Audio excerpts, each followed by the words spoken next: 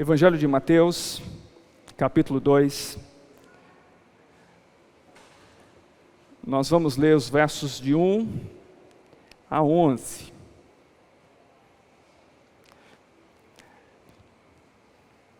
Eu confesso que eu não sabia que as crianças iam apresentar com presentes. Eu sabia que elas iam apresentar, obviamente. Mas não tinha noção de que isso ia se demandar sobre presentes. E eu queria falar para vocês do maior presente de todos. O maior presente que a gente pode receber, mas também o maior presente que a gente pode oferecer. Mateus capítulo 2, versículos de 1 a 11, diz assim a palavra do Senhor. Após o nascimento de Jesus em Belém da Judéia, nos dias do rei Herodes, eis que alguns sábios vindo do Oriente chegaram a Jerusalém e indagaram: onde está aquele que é nascido rei dos judeus? Pois do Oriente vimos a sua estrela e viemos adorá-lo. Quando o rei Herodes ouviu isso, ficou perturbado, e toda a Jerusalém com ele. Tendo reunido todos os príncipes, dos sacerdotes, dos escribas do povo, perguntou-lhes onde havia de nascer o Cristo. E eles responderam: em Belém da Judéia, pois assim escreveu o profeta. Mas tu, Belém, da terra de Judá, de modo algum és menor entre as principais cidades de Judá, pois de ti sairá o guia, que como pastor conduzirá Israel, o meu povo. Então Herodes, chamando secretamente os sábios, interrogou-os exatamente acerca do tempo em que a estrela lhes aparecera. Mandou-os a Belém e disse: ide e perguntai diligentemente pelo menino, e quando os achardes, comunicai-me, para que também eu vá e o adore. Após terem ouvido o rei, seguiram o seu caminho, e a estrela que tinha visto no oriente foi adiante deles, até que finalmente parou sobre o lugar onde estava o menino. E vendo eles a estrela, alegraram-se com um grande e intenso júbilo. Ao entrarem na casa, encontraram um menino com Maria, sua mãe, e prostrando-se o adoraram. Então abriram seus tesouros e lhes ofereceram presentes: ouro, incenso e mirra. Ouro, incenso e mirra. Ouro, incenso e mirra. Senhor, ministra-nos, fala ao nosso coração nesta hora, em nome do Senhor Jesus. Amém. Pode sentar, irmãos e irmãs?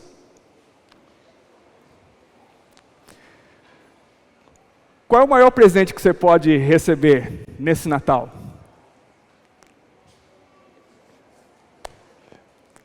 Não pode dar muita asa à cobra, né? Quando a gente começa a imaginar muita coisa, a gente pode também exigir muitas coisas.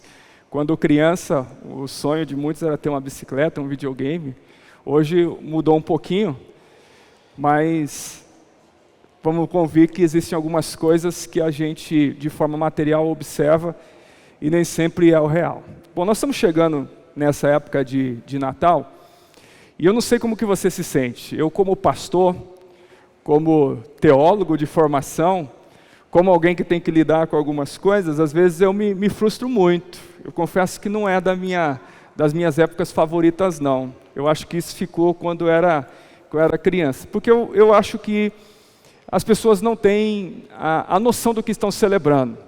A gente está muito dado às questões desse tempo, a gente está dado muitas questões mercadológicas, e a gente fica com isso na cabeça. Então, provavelmente, a gente fica preocupado. O que eu vou dar para o meu filho? O que eu vou dar para minha filha, para o meu namorado, namorada, marido, esposa? Marido e esposa já não se preocupa tanto assim, né? Mas a gente fica muito preocupado em que vou dar, o que vou entregar. Então, isso domina as nossas mentes, isso desvia o foco daquilo que é real. Além disso, tem as questões da comida. E eu não vou negar que é bom, né? É muito gostoso poder comer, e eu vou dizer para você que não é pecado nenhum você poder comer, poder lidar. O pecado é você participar de uma festa, que supostamente é de Natal, e você não anunciar quem é o centro da festa, o centro da celebração, que é Jesus Cristo. Por isso, sempre nessa época, eu incentivo você a falar uma coisa. Naquele momento que estiver ali, antecedendo um pouquinho a ceia, antecedendo um pouquinho o almoço do dia 25, e principalmente pelo fato de você ser reconhecidamente crente, ou deveria ser reconhecidamente cristão dentro da sua família, vai sempre ter um momento de você poder orar. não esqueça de afirmar quem é o centro da festa. Não esqueça de afirmar que Jesus Cristo, que veio ao mundo, é aquilo que nós estamos celebrando. Senão nós vamos ter como pecado. Nós vamos estar tendo uma festa pagã. E cristão não tem festa pagã. O fato é que essas celebrações todas nos confundem. Também confunde um pouco, porque nós vivemos nessa época da mídia. E a mídia acaba aflorando tantas coisas boas, amplificando coisas boas, como também amplificando coisas ruins. E aí, sempre permeia na cabeça de crente, é correto ou não é correto celebrar o Natal? Essa pergunta é recorrente. Essa pergunta, ainda bem que vai ser gravado, que daí você pode assistir e não me fazer mais. É correto ou não é? Isso é sempre alguma coisa que lida na nossa mente. Porque nesses dias, a gente começa a ouvir algumas coisas, não é verdade? A gente ouve, por exemplo, nós não devemos cantar parabéns para Jesus, porque os judeus não celebravam o aniversário, não era costume nisso. Não podemos celebrar porque é a paganização dos cristãos, do cristianismo. A gente pode paganizar qualquer festa, mas a gente não pode esquecer que os cristãos são festeiros.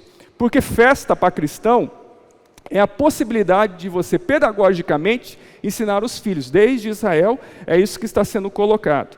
Alguns vão dizer, Jesus não nasceu no dia 25 de dezembro. E eu falo assim, mas qual é a novidade? Isso a gente sempre soube, que o problema do calendário é tão grave, que sequer o ano zero é o ano real do nascimento de Jesus. Sabia disso? Provavelmente foram 4 ou 6 anos antes do ano zero, que foi o nascimento de Jesus. Há uma grande dificuldade, que dirá acertar o dia. Então, nós temos sempre essa lógica muito difícil de definir. Também se tornou um dia do consumismo, acabei de dizer isso para você. Também disse que o Papai Noel é São Nicolau, um santo católico, então não deveria ser celebrado. Que as árvores de Natal é um símbolo esotérico, que as luzes representam a idolatria do Deus Sol. Daí nós misturamos aqui fatos e sandices, e colocamos tudo no mesmo bolo, e a gente já não sabe definir. Mas o que é possível completamente definir aonde está o fundamento bíblico e cristão que nós devemos ter nessa época. E o fundamento bíblico e cristão do Natal é que o nascimento de Jesus é significativo porque revela a encarnação do Verbo, que está descrito lá no livro de João, no capítulo 1, que o Verbo virou gente e habitou entre nós e vimos a sua glória.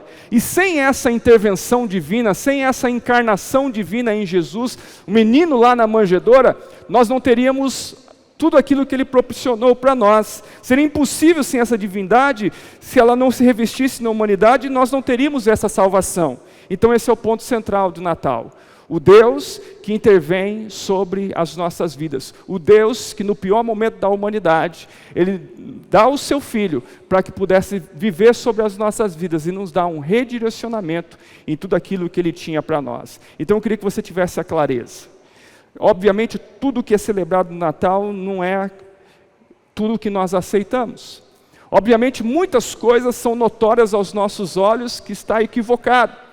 Mas a gente precisa entender, e as nossas crianças precisam entender o significado do nascimento de Jesus. E isso depende de como nós vivenciamos e como nós pregamos sobre tudo isso. Então nós celebramos o Natal, mas celebramos ele como um cumprimento de profecia. Você sabia que o Natal, ou o nascimento de Jesus, é cumprimento de uma série de profecias? Você sabia que tudo aquilo que foi colocado, no cenário que nós podemos colocar como se fosse um presépio, nada está ali à toa, tudo vem para um cumprimento de profecia. E eu queria que você entendesse profecia, porque também nós temos uma grande dificuldade de entender nos dias de hoje, porque nós gostamos muito quando é uma profecia pessoal, e a qual diz assim, olha, você nesse ano vai ficar milionário, glória a Deus, aleluia, é de Deus, é profecia. Mas, na verdade, o aspecto da profecia precisa ser entendido num aspecto muito mais amplo. Desde o Antigo Testamento, a profecia é manifesta sobre as nossas vidas. E nós precisamos celebrar o Natal como um cumprimento dessa profecia. Quer ver só? Eu vou só listar algumas profecias para vocês. Que dessas que eu estou listando, a Bíblia dizia, e essas foram cumpridas. Olha só. Ali em cima está o evento, a profecia e o cumprimento. Por exemplo, a profecia da época do nascimento de Jesus. Está lá em Daniel, capítulo 9, versículo 25. E ele tem o seu cumprimento lá em Lucas capítulo 2, 1 e 2 e Lucas 2, 3, 7. Direciona exatamente o local. Não foi ao acaso o lugar e a época que Jesus nasceu. Tudo estava programado. O lugar do nascimento está lá em Miqueias 5, 2. Olha só, 738 a 698 anos antes. Olha que profecia é essa. Olha o tempo que durou essa profecia, mas lá em Mateus capítulo 2, 1 e Lucas 2, 4, 7, mostra o cumprimento dela. Que ele nasceria por uma virgem, Isaías, 800 anos antes, já proferia essa profecia, e lá em Mateus 1, 18 e Lucas 1, 26 em diante, também demonstra isso. Que ele seria homenageado por reis, Salmo 72, 10, 1000 anos antes, dizia isso. E Mateus 2, 1, 2, texto que nós acabamos de ler, também fala a esse respeito, sobre os presentes trazidos. Isaías, capítulo 60, 800 anos já falava sobre esse aspecto, e em Mateus também diz sobre isso. A matança dos meninos foi prevista 600 anos antes por Jeremias, e em Mateus também fala sobre isso. A fuga para o Egito, em Oséias, dizia sobre isso, e Mateus também mostra o cumprimento. Ou seja, nós precisamos entender o Deus que é o Senhor da história sobre as nossas vidas. Um Deus que prevê todas as coisas, para que não ficasse ao acaso. Se não tivesse palavra profética, talvez hoje nós veríamos isso como um acontecimento banal. Mas como há a palavra profética, então isso nos nossos corações, na nossa vida, começa a fazer pleno sentido para cada um dos nossos corações. Então nós celebramos a profecia que vem de Deus. Mas tem alguma coisa a mais. Tem também que o texto bíblico narrando sobre o nascimento de Jesus mostram que todos estavam celebrando aquele instante. Talvez levados ao entendimento pela significância que tudo tinha na história, eles começam a celebrar. E olha que a celebração é de todos os aspectos. É claro que eu vou misturar um pouco aqui o texto de Mateus com o texto de Lucas, mas é possível a gente verificar, segundo a Bíblia, que primeiramente os anjos, que representam os seres celestiais, estavam celebrando a Jesus Cristo. Glória a Deus nas maiores alturas, era isso que cantavam incessantemente os anjos. Naquele momento do nascimento de Jesus, eles entendiam tudo isso, então o seu papel de glorificar ao Senhor era muito claro nesse instante. Os pastores, que principalmente naquela época, representava tudo que era mais simples do povo, tudo que era mais comum naquele momento, até vamos dizer assim, que os pastores tinham uma fama. Eu não sei se a fama dos pastores melhorou nos dias de hoje, mas naquela época a fama dos pastores eram muito ruins, porque eles cuidavam das ovelhas, e como eles eram nômades, precisavam constantemente circular, fatalmente levavam um objeto que não era dele, fatalmente levavam uma ovelha que não lhe pertencia, então eles eram muito mal vistos. Mas o texto de Lucas, que é um ambiente a qual ele trabalha a inclusão, ele mostra que Jesus veio para todos, inclusive para os pastores, inclusive para as pessoas simples. E fala também do texto que nós falamos sobre os magos, que significa os reis, as autoridades. Então percebe que Jesus é glorificado, o seu nascimento é celebrado pelas hostes celestiais. O seu nascimento é celebrado pelos pastores, que estavam ali assustados, sem saber exatamente o que estava acontecendo, mas foram comunicados a glorificar ao Senhor. E também foi celebrado pelos magos, que representam a autoridade, que caminharam um longo percurso para ir ali testemunhar e glorificar a presença e o nascimento de Jesus. Mas olha só, de todos esses agentes, ou de todos esses personagens que estão descritos nesse slide, qual que lhe chama mais atenção, ou qual lhe traz mais curiosidade? Os anjos? Não, mas os anjos são um ambiente comum, que desde o Antigo Testamento está se falando por ele.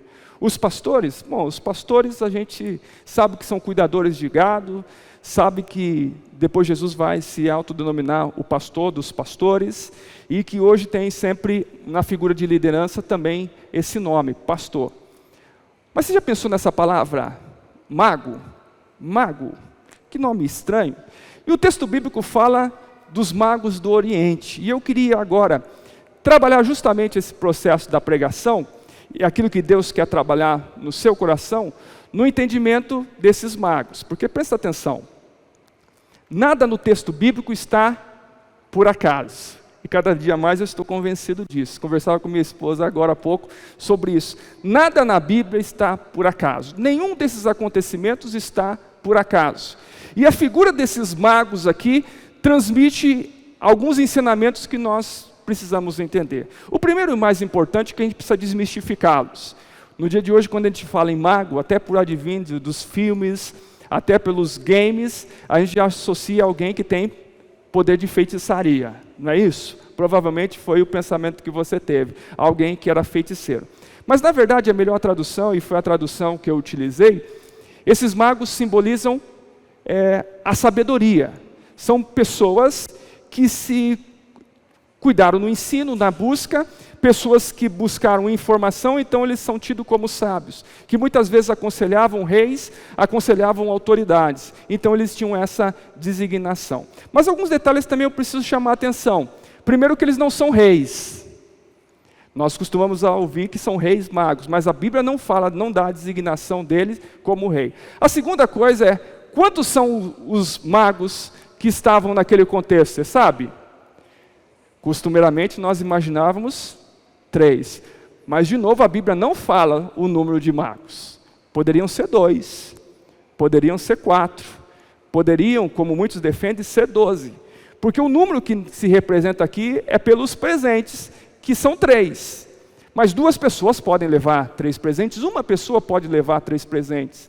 Então a gente não sabe exatamente, mas era um grupo que estavam sendo envolvidos, que tinha essa capacidade, que tinha essa formação. E que então se dirige de um lugar bem distante para entender e para testemunhar o nascimento de Cristo. Também é interessante, em relação a esses magos, que eles estão muito mais para cientistas do que para místicos. Porque eles seriam alguma coisa como astrólogos, que conseguiriam interpretar pelos astros o conhecimento e identificar algumas coisas. E esse conhecimento foi muito importante para interpretar a profecia. No início do capítulo que nós lemos, no primeiro versículo, você começa a ver aí, quando ele começa a conversar com o Herodes, Herodes pergunta onde Jesus iria nascer porque ele tinha um interesse ali de acabar com Jesus, ele começa a citar uma profecia que estava descrito na Bíblia. Herodes não sabia da profecia. Herodes não tinha o conhecimento isso. O povo também não tinha conhecimento porque não chegaram até aquele lugar. Mas os magos tinham conhecimento e por isso conseguiram antecipar. Então a gente desmistifica uma coisa, que eu preciso só de aspectos espirituais para identificar a profecia. Você não vai conseguir identificar a profecia bíblica sem o conhecimento e o conhecimento da palavra. A gente não vai conseguir identificar tudo aquilo que Jesus é, tudo aquilo que Jesus concluiu e tudo aquilo que Ele ainda está fazendo, se nós não adquirirmos conhecimento suficiente da palavra e da revelação de Deus. E os magos, como eles tinham essa instrução, eles perceberam e anteveram. E eles estavam a caminho mesmo antes de Jesus efetivamente ter nascido, porque eles pautavam a sua profecia numa estrela que iria lhes indicar o caminho, e eles começaram a trilhar esse caminho, talvez por fé. Embora fossem pessoas fora do ambiente de Israel, mas eles começaram a nutrir por fé. E o povo de Israel, que tinha sido alertado por essas diversas profecias que eu mostrei para vocês antes, sequer estavam aguardando o nascimento do Messias, sequer estavam atentos àquilo que estava acontecendo. Então nós precisamos entender de Deus, entender o aspecto profundo de Deus, para que a gente venha interpretar tudo isso. Pois bem, mas esses magos, os magos do Oriente, parecem personagens que aparecem do nada. Existem alguns personagens bíblicos que isso acontece. Por exemplo, lá em Gênesis, Melquisedeque sai de um lugar, aparece, depois ele desaparece e ninguém consegue entender. Por isso a teologia vai entender que é o próprio Deus que se reveste em Melquisedeque. Talvez o próprio Jesus que se reveste em Melquisedeque. Os magos também aparecem, a gente não ouve depois falar sobre isso, mas é interessante que a própria Bíblia tem respostas para direcionar-nos. Afinal de contas, quem são esses magos? Da onde vieram esses magos? Como se explica esses magos? Bom, a Bíblia diz isso. E lá em Salmo 72, versículo 10, 11, começa a ter a primeira pista. E na primeira pista diz assim, o texto bíblico: os reis de Tarse e das ilhas trarão presentes, os reis de Sabá e de Sebá oferecerão dons, e todos os reis se prostrarão perante ele, e todas as nações o servirão.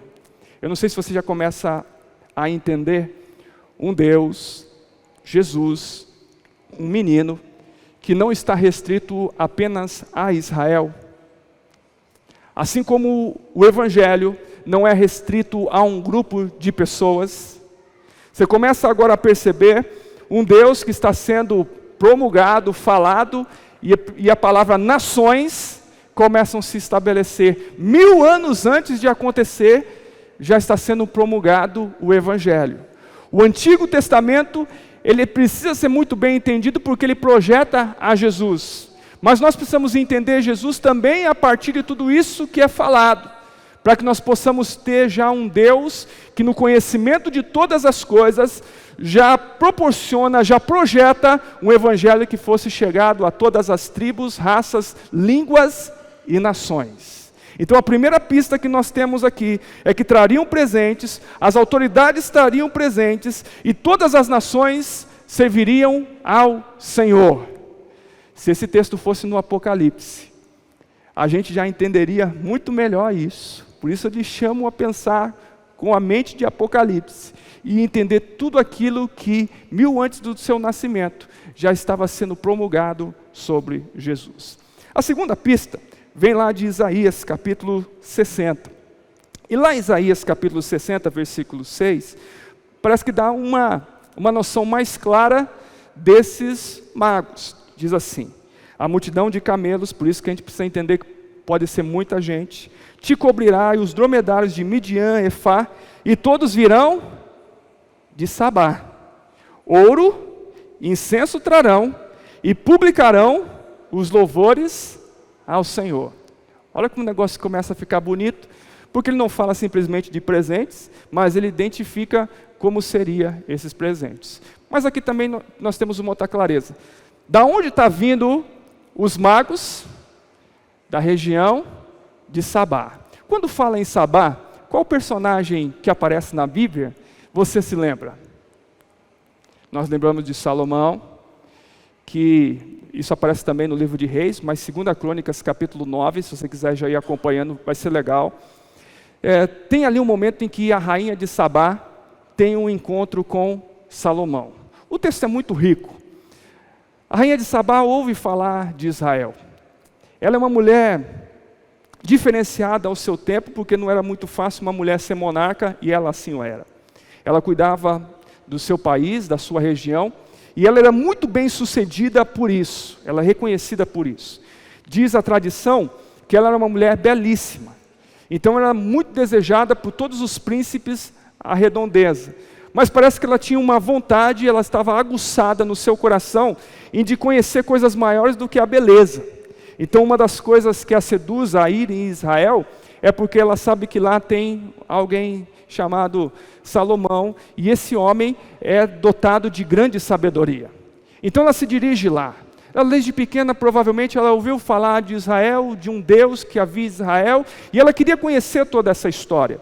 E ela começa a perguntar e começa a visionar ou passar por Israel e vislumbrar todas as coisas que estavam acontecendo. Parece que ela faz um questionário, algumas perguntas talvez um tanto quanto difíceis, e apresenta a Salomão.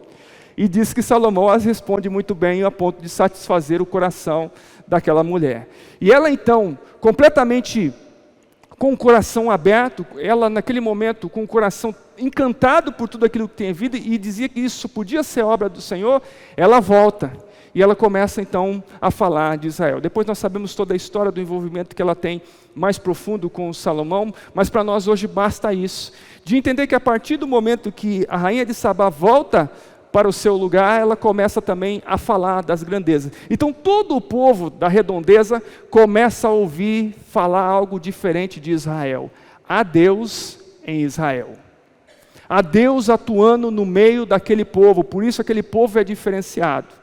Há Deus que se move naquele arraial, por isso eles conseguem vencer todas as batalhas, mesmo sendo um povo que não era treinado para grandes guerras. Há Deus em Israel, por isso tirou Abraão de um lugar e caminhou com ele, e depois de gerações se estabeleceu o seu nome, se estabeleceu Israel, e Deus é conhecido por essa grande obra. Então se estabeleceu isso. Então os sábios, os magos, conhecedores, entendendo todo esse processo, eles começam a querer também, a desejar, a entender o Deus de Israel, e eles estudam talvez mais do que o próprio Israel. Hoje nós estamos vivendo um tempo assim, que talvez nós encontremos fora das igrejas pessoas que leem mais a Bíblia do que nós. Talvez nós vivemos um tempo que as pessoas fora do nosso arraial conseguem observar coisas melhores do que nós próprios. Talvez nós já estemos acostumados com tudo aquilo que nós já vivenciamos, e porque na nossa cabeça, no nosso coração, algumas profecias demoram a se realizar, a gente deixa de contemplar a beleza de Deus. Até que alguém chegue de fora e diga: olha, eu estou vindo aqui para conhecer o que Deus tem feito na vida de vocês. Eu quero conhecer aqui o que Deus tem feito na vida da igreja. Eu quero conhecer o Deus que tem feito tanta diferença em suas vidas. Então nós precisamos aprender a desfrutar daquilo que Deus tem nos oferecido. Nós temos que usufruir daquilo que Deus tem nos colocado na nossa inteligência e não somente na nossa espiritualidade. Nós precisamos entender um Deus completo.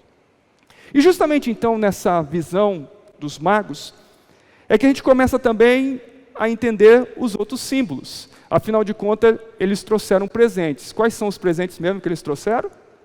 Ouro, incenso e mirra. Vamos tentar gravar aí? Ouro, incenso e mirra. A gente, quando fala do ouro, os nossos olhos brilham, né? Brilham os olhinhos das mulheres quando fala no brinquinho de ouro, anel de ouro. Então, eu só estou dando dica aqui para os maridos de presente, de Natal. Eu estou dando dica aqui. Coisas de ouro é uma coisa bacana. Coisas de perfumaria também são coisas absolutamente interessantes. Então, quando os magos sabem do nascimento de Jesus, eles querem presenteá-lo. Você já teve no teu coração uma grande vontade de que mais do que ser presenteado, presentear alguém? Quais são os motivos que te levam a querer presentear alguém? Eu vou chutar aqui algumas coisas. Talvez alguém que a gente entenda assim, essa pessoa foi muito importante. Eu quero dar uma coisa que marque a vida dele, que marque a vida dela, que marque o coração, porque eu estou reconhecendo que essa pessoa é muito importante para mim. E não vamos ser hipócritas, que às vezes não tem mesmo a ligação com o valor daquela coisa. Mas o grande aspecto do presente é você dar alguma coisa que parece que compreende a história, que te dá uma proximidade, que dá uma ligação, algo que vai ser efetivo, algo que vai ser produtivo na vida das pessoas. Então aqueles magos têm o mesmo sentimento. Eles sabem da importância, eles estão entendendo porque eles liam, eles conheciam a profecia, então eles queriam marcar realmente a vida de Jesus, por isso lida com cada uma dessas coisas. Mas o significado dessas coisas tem um poder maior do que o seu valor material. Quer ver só? Por exemplo, o ouro é um metal precioso, um metal que quanto mais no fogo ele é mais apurado, e que ele resiste a qualquer coisa, ele não enferruja, né? O ouro é um metal impressionante, algo assim profundo. Eu não sei quantos viram isso, mas eu vi recentemente numa reportagem que ainda existem moradores lá em Serra Pelada. Você sabe daquela história de Serra Pelada, um lugar muito, muito ruim, muitas pessoas morreram. Eu não sei se alguém ficou rico com aquela história, geralmente ninguém fica rico com garimpo. O fato é que ainda tem pessoas vivendo uma esperança de achar uma pepita que resolva todos os seus problemas. Tamanho é a aguçado do coração. Alguns vão chamar da febre do ouro, alguma coisa que realmente que envolve o coração. Mas o ouro naquela época era muito mais simbólico. E que nesse caso ele representava a divindade de Jesus. É como se os magos estivessem dizendo: olha, está aqui o ouro, Jesus, porque tu és o rei. De novo, o povo de fora, os magos, conseguiram antever que Jesus era Deus e que Jesus era rei. Israel até hoje tem dúvida na sua mente, ainda esperam o Messias. Olha isso. Talvez a gente já esteja na igreja com a revelação de Jesus Cristo, entendendo que Jesus é Deus, que Ele é o Senhor, que Ele é o restaurador, que Ele é o libertador, que Ele nos salvou. Mas pode ser que tenha pessoas, e com muito tempo de igreja, que vê Jesus como um cara bacana, como um cara que fez algumas coisas que, merecem elogios, mas ainda não entende no seu coração, na sua vida, que Ele é o Senhor, que Ele é Deus sobre todas as coisas. O ouro representa aqui que as nações estavam reconhecendo como Jesus, o Senhor. Também nós temos o incenso. E o incenso era utilizado nos rituais, principalmente estabelecido no tabernáculo e também no templo, que simbolizava uma questão de santidade, da presença de Deus. Você sabe lá no texto de Isaías capítulo 6, quando fala que a fumaça tomou conta do templo, significava a fumaça do incenso. E quando a fumaça tomava conta do templo, significava, Deus está aqui, é a presença de Deus. Hoje nós não utilizamos mais esses símbolos, até porque a presença do Espírito já está sobre nós. A partir do momento que nós aceitamos a Jesus como Senhor e Salvador, Ele está sobre as nossas vidas. Aqui o Espírito está sobre nós, porque você está aqui. Não porque esse lugar é sagrado, mas porque você está aqui, logo o Espírito de Deus está também sobre este lugar. Mas principalmente significava esse manifestar da santidade de Deus. E naquele momento não era comum. Mas quando ele fala do incenso, está dizendo que Jesus veio ao mundo, se tornou homem, mas ele não pecou. E a santidade dele faz efeito nas nossas vidas. Você e eu, meu irmão, podemos dizer que somos santos por causa de Jesus. Se você tentar dizer-se santo pelos seus atos, pelas suas atitudes, você vai estar pecando, porque você não vai conseguir isso. Mas à medida que Jesus Cristo não pecou, à medida que Jesus Cristo se estabeleceu como santo, também nós somos tornados santos pela sua presença, pelo seu Espírito, pela sua graça sobre nós. De novo, os povos de fora reconheciam a santidade de Jesus.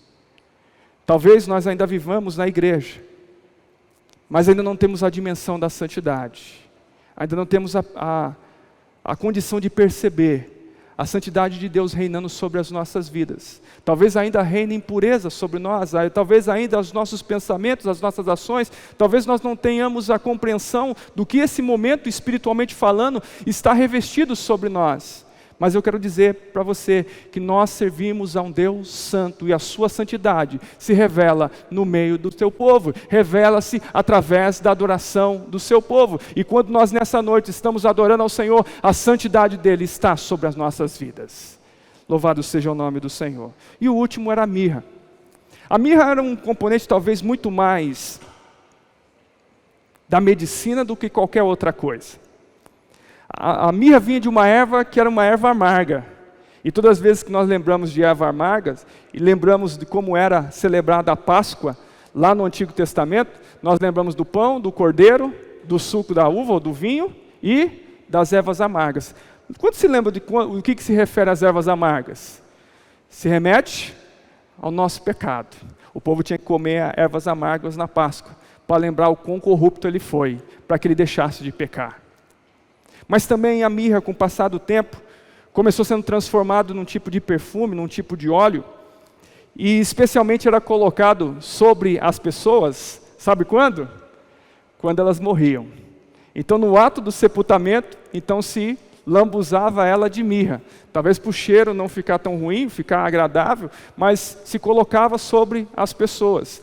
E nesse aspecto aqui que está trazendo mirra a Jesus, o menino que estava acabando de nascer, você sabe o que ele já estava prevendo? A sua morte. Claro, porque a morte de Jesus media o sofrimento, mas era uma morte sacrificial. Jesus morreria pelos nossos pecados. Jesus morreria pelas nossas falhas, para que nós pudéssemos ser salvos.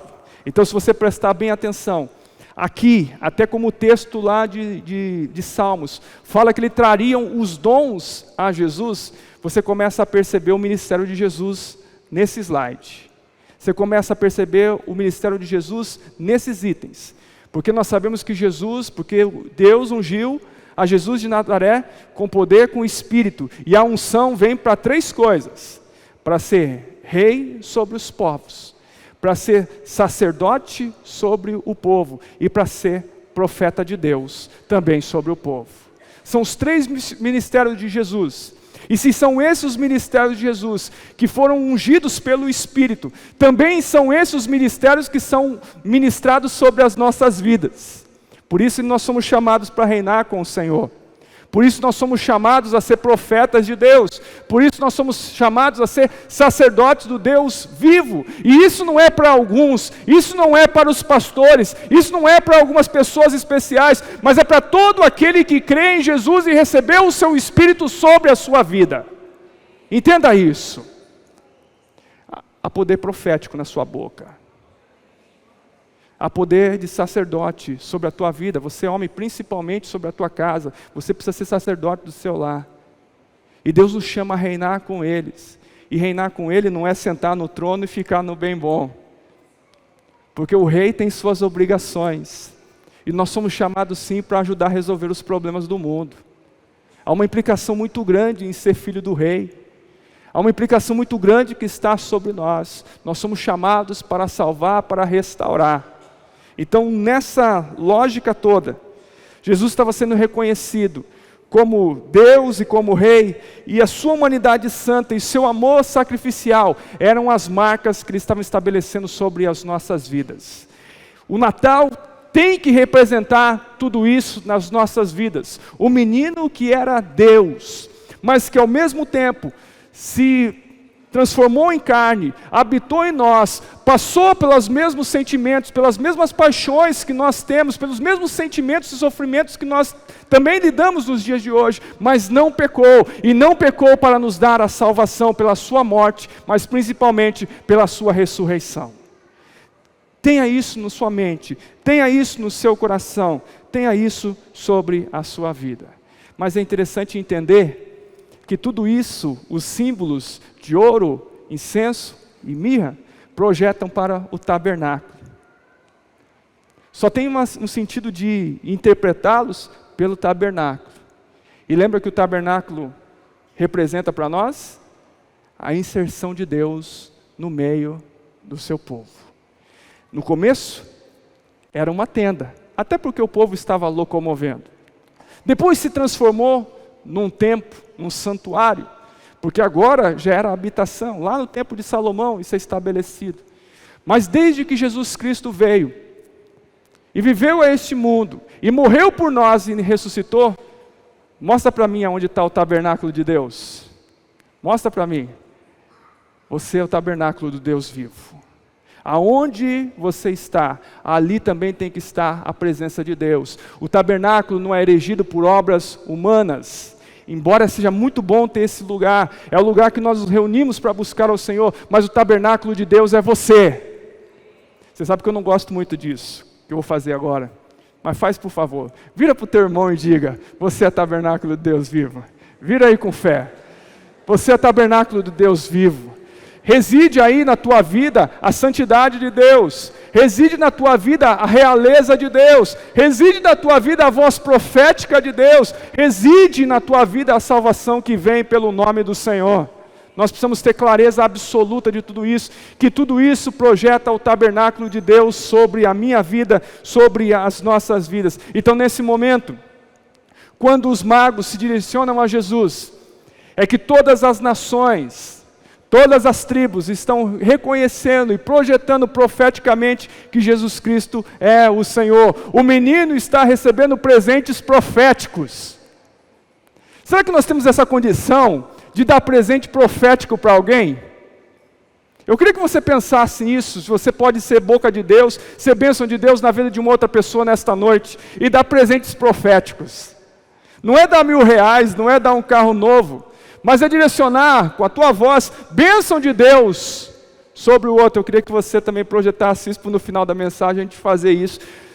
Presentes proféticos foram dados naquele instante. E no Natal, novamente, se cumpre essa profecia. E sobre nós, até hoje, esses presentes proféticos têm se estabelecido com poder e autoridade. E Jesus entende isso. Jesus está desde pequenininho, sendo nutrido na palavra profética sobre a sua vida. Mas a grande pergunta é, o que você tem a oferecer a Jesus? Porque, veja bem, nós estamos falando do grande presente. E o grande presente, na verdade, quem dá é Jesus para nós.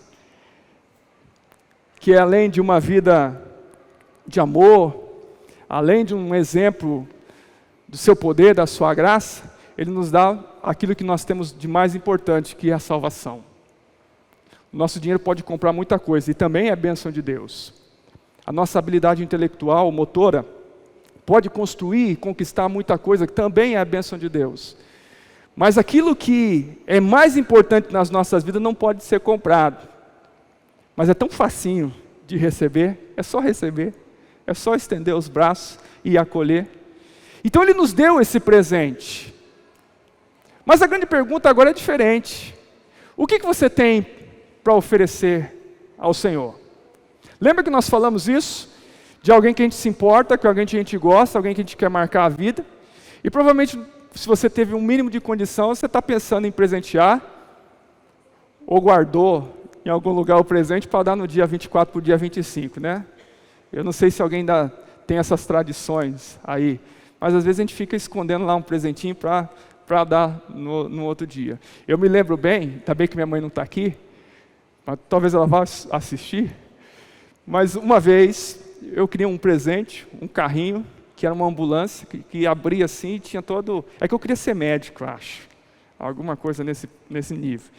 E aí, nós saímos para comprar e eu escolhi o presente. E aí, naquela ansiedade de esperar o dia 25, eu não aguentei, sabe, como é criança. E fui lá e brinquei. Mas tinha lá um negócio de reunião de família. Você sabe como é reunião de família, né? Não preciso ficar falando não, né? Reunião de família. Então tinha um momento que todo mundo ia entregar os presentes. Daí minha mãe teve que fazer o quê? Embrulhar novamente o presente que eu já tinha aberto, para eu fazer cara de surpresa e todo mundo perceber, olha só, um presente novo. Às vezes a gente faz isso, essas tradições que a gente tenta lidar, que a gente tenta vincular, tem muitas coisas que não fazem o mínimo sentido, mas que a gente ainda preserva. Mas aquilo que realmente tem sentido é que precisa marcar no nosso coração. Então, se você pudesse dar alguma coisa para Jesus, o que você daria? E que tivesse um grande valor. Talvez não um valor financeiro,